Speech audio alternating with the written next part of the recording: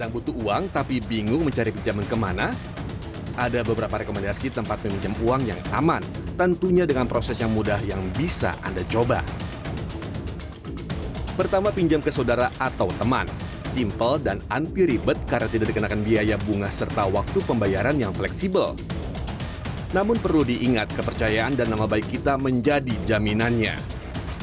Mengajukan pinjaman ke koperasi. Mekanisme pinjaman lebih mudah, suku bunga rendah, namun biasanya jumlah pinjaman yang didapatkan terbatas. Berikutnya, pengajuan kredit lewat pinjaman online. Nah, ini yang terbilang cukup mudah dan praktis, di mana dana pinjaman dapat dicairkan secara instan. Hanya saja, umumnya berlaku sistem bunga harian dan tenor pelunasan yang lebih singkat. Meminjam uang di Pegadaian bisa juga jadi solusi loh. Ya, hanya dengan butuh waktu paling lama 15 menit, saya sudah bisa mendapatkan dana pinjaman yang saya inginkan. Karena agunan yang saya jaminkan di sini sudah saya taksir nilainya sebelumnya.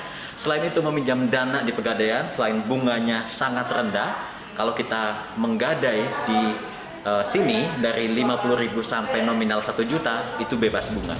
Selain itu, ada biaya administrasi sesuai besaran pinjaman. Selain melalui pinjaman gadai, untuk mendapatkan dana pinjaman juga bisa melalui cara lain. Kita juga punya namanya pinjaman non-gadai.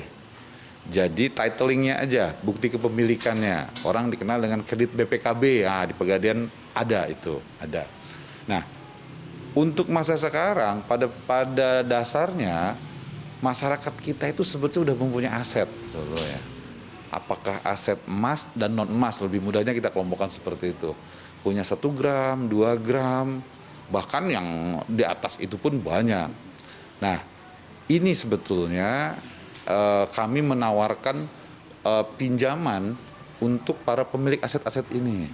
Dan pada dasarnya masyarakat kita tuh punya. Dan kita jamin pelayanan normal itu 15 menit bisa cair.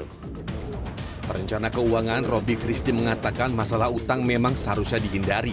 Yang namanya utang itu bukan obat, yaitu cuma painkiller. Ya, jadi jangan nanti kecanduan ya, tapi itu sebenarnya nggak ada obatnya, nggak ada ujungnya gitu ya. Jadi kita kesepakatin dulu nih teman-teman. Jadi utang bukan solusi, itu cuma painkiller sementara waktu. Ya. Nah tadi kalau ditanya apakah boleh berhutang, boleh-boleh aja. Tinggal pertanyaannya hutangnya kemana? Ya, dan ke siapa gitu kan, supaya kita tahu juga nih kita berhutang tapi dengan cara yang pintar ya. Robi menambahkan ada sejumlah tips berhutang yang aman.